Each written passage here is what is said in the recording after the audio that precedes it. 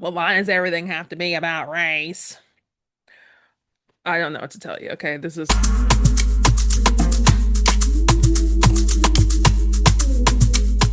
Hey friends, welcome back to my channel. It's your girl, your friend, Vanessa. I'm here today with another video. And you guys, yesterday I recorded this video and I recorded it with my microphone off. Oh my gosh, so embarrassing. But we are back here today. And I think yesterday my energy was a little bit lower. I'm not sure. I wasn't feeling great. So I did the recording, but the audio didn't work. I just took that as a sign. So we're back here today to talk about something I'm very excited to talk about. Maybe I'm a little nervous to talk about it too, because I think I'm always afraid to talk about being black online. So yeah, we're gonna dive into some being black stuff, being black and moving abroad.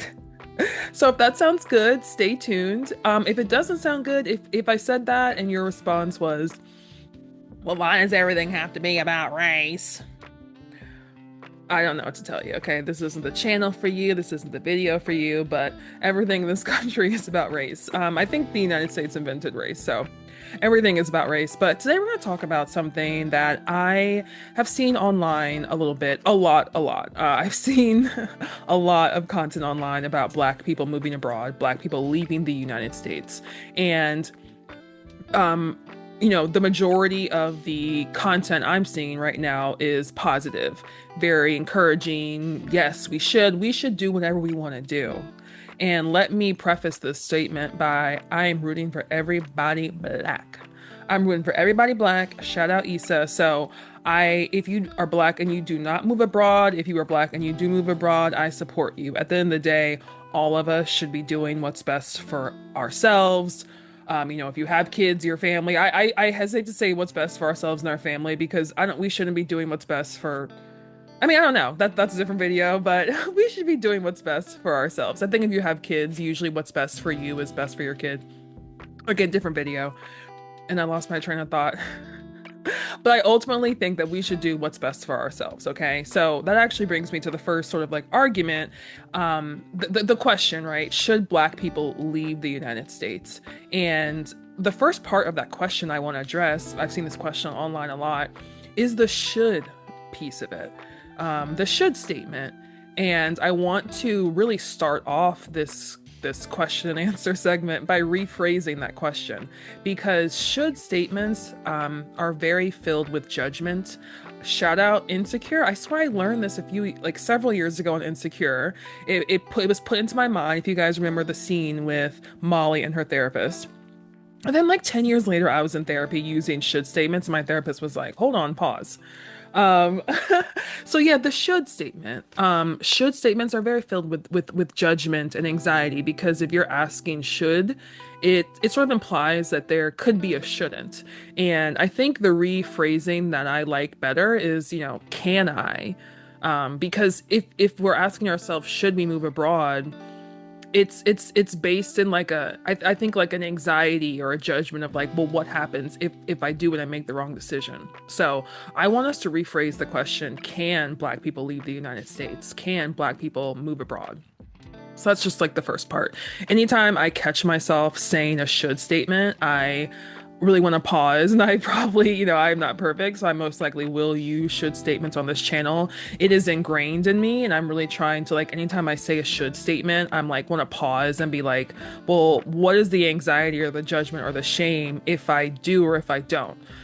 So I'm rephrasing them into can statements. So, or can questions. So when we ask ourselves, can Black people move abroad? Can Black people leave the United States? Obviously, I think yes, I am a Black person. I am moving abroad. I am leaving the United States. But ultimately, the decision is yours, and it's any person's who decides to move or not move. So again, I really think that the should part of it brings on so much judgment. If you do not want to move abroad, again, back to the can and cannot. If you are someone who cannot live more than an hour away from your family, then maybe it's best you don't move abroad. If you are someone who does not have the financial setup or the financial means, if you don't have a job that allows you to live elsewhere, then then maybe you can't right now, right? I mean, maybe you can, and there's a way you can make it work. But again, like that's removing the should statement and putting back in a can or can't. I'm liking that right now when I'm planning what I can and cannot do. So another piece of the question that I want to like reframe is, can we leave the United States? Yes, we can. How long? And it doesn't have to mean forever, right? I think sometimes when, or at least when I've been seeing the conversation online, a lot of it has been sort of phrased as if when you leave the United States, you have to be gone for good. And that I think I want to like again ask ourselves, what's the time period? Because yes, we can leave the United States and we maybe can come back in a few years. I think whatever you decide right now, I'm sort of like in the middle. I know the United States is my home, right? My family is here, my friends are here, everything I know is here. So I am leaving. And I'm honestly just open to what happens. I'm more fati. I'm open to yeah, maybe I'll come back in 5 years, maybe I'll come back in 2 years. I don't really want to come back in 2 years. But maybe I won't come back, period. And I think that is just like that's just another option that I think is left out of the conversation a lot. Yes, Black people can leave. We can leave for a period of time and come back, or we can leave and never come back, or we can leave and decide, yeah, I want my family over here with me, so you bring more people with you. Whatever works, works. But I think when I'm seeing these questions posed online, and I get it, like online conversation is like you only have such a little time to explain yourselves, which is why I like long form content. A lot of the videos I have seen arguing against Black people leave the United States are like Instagram Reels or TikTok. So they're very short. And that's, that's the way that we consume media nowadays. So again, that's a different sort of argument. But I think that the damage is done when we see these shorter, smaller arguments online, and then we move forward with them. Like, so the arguments against moving online that I'm seeing are that Black people should not leave the United States because of our history here. We have poured so much history into this country, into the foundation of this country, into building of this country, like everything. America has Black people's fingerprints and blueprint all on it. And I am so bought into that logic, the logic that Black people have done so much for this country. I actually think that it is very under represented in pop culture, or like mass media, not pop culture. It's very underrepresented, I think, like in history and the history that we teach our kids in school. It's very Black people's contributions are very underrepresented in history. If you look at any expansion of civil rights to any citizens who were not landowning slave owners, that has followed the expansion, like the fighting of rights by Black people. So if you look at the Civil War, that was the late 1800s, the abolishment of the 15th Amendment granted Black men the right to vote. Honey, don't you know, a few decades later, the white women were like, I want to vote too. If Black men are going to vote, I'm gonna vote too. So that is what happens. You could also look at the civil rights in the mid 1960s. Sure enough, the late 1960s, Title IX was passed. Women were like, no, if Black people are going to be getting these rights, I want the rights too. Okay. And as a Black person and as a woman, I'm grateful for all of that fighting because, baby, I had no rights. Okay. So, with that said, Black people have done so much for this country, and I am absolutely in agreement with it. I think my only my argument against that is that yes, I can honor what my ancestors have done here and still honor them somewhere else. I can honor them. I love Harriet Tubman, y'all. Like, if there is one Harriet Tubman fan left on this earth, it's me. Fan isn't really the word. Like, I feel her sacrifice in my it is it's motivational to me, and I don't say everything I do, but like, I mean, she is the girl. Okay, so yes, I can recognize what my ancestors have done, but I can honor them by going elsewhere and doing and seeking new land and new grounds and new opportunities. I really feel like, Harriet Tubman, she was in the South, and she was like, no, I'm gonna go somewhere else. I'm going to seek a better opportunity. She went North America, and then she also went to Canada. I think no, that's not really talked about a lot either. But like, how is that any different from me, an American? Okay, let me pause. It's very different because Harry Tubman was enslaved, and I'm not comparing the situation today and now.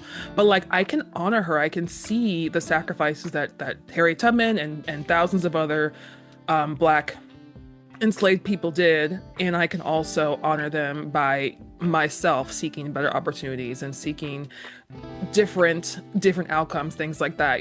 When enslaved people were seeking new things, I talk about this a lot. Black people had to literally imagine a new future.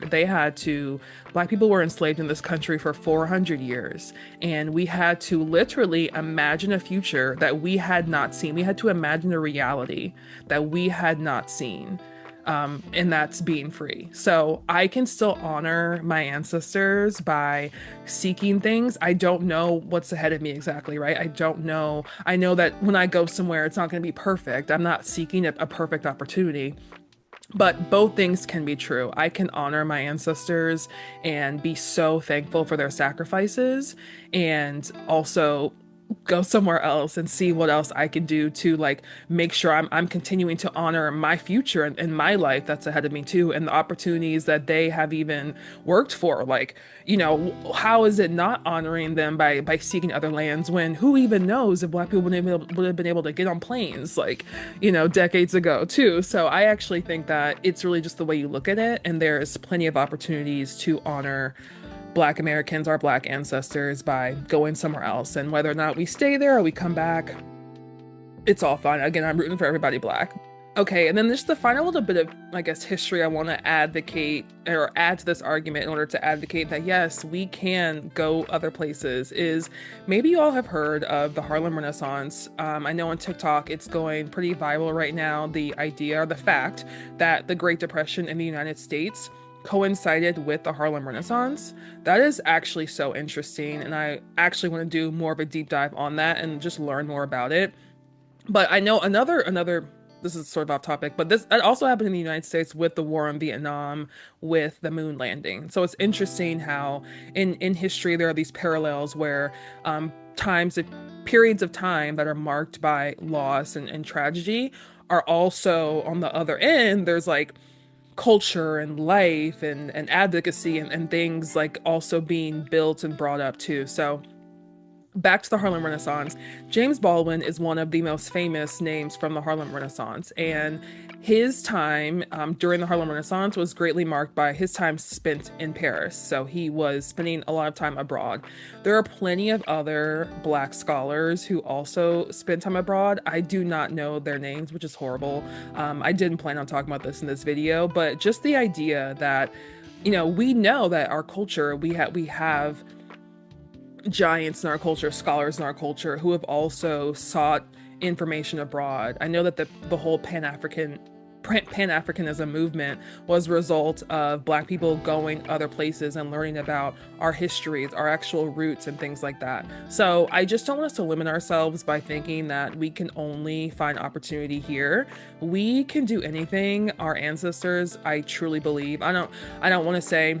I know the word Black people are magical is sort of controversial, but when you really think about what our ancestors have been through, what they have fought through, what they have, like where we've gotten to now, what Black people have been able to achieve in the last 50 years. Yes, we owe so much to our ancestors and to people who came before us, but we also can honor them and also seek opportunities elsewhere. So I just wanted to come on here and argue that, or like just share that. Again, most of the content I have seen online has been 100% positive for Black people to go other places. But I do, I just thought I'd make this video just in case there is one person who is considering it, and maybe you saw that TikTok and you're like, yeah, I'm not gonna go because my ancestors are here. I get it. I appreciate my ancestors so much. They have done so much for me, for all of us, but both things can be true. We can honor them, and we can also honor ourselves and our futures and our ancestors to come down the line, right? Like, who knows? This move might be something that decades from now your ancestors are thanking you for, and you're not even there. Your kids' kids, your grandkids' kids will be thinking like, oh, remember when in 2025 when Uncle Johnny, like. So yeah, who knows? Again, I'm rooting for everybody Black, so whatever you decide, I support it. And that's the end of my video today. I appreciate you guys for making it to the end. If you made it this far, go ahead and subscribe. Give the video a thumbs up. I'm building my channel. I'll be back again soon with another video. My move is in 3 weeks, you guys. Oh my gosh. So I will continue sharing about my move. I'll be updating you once I get over there as well too. So more to come very soon. Have a great day.